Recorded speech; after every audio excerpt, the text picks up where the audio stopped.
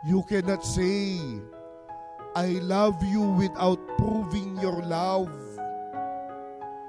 Because love is something to be proven through our action.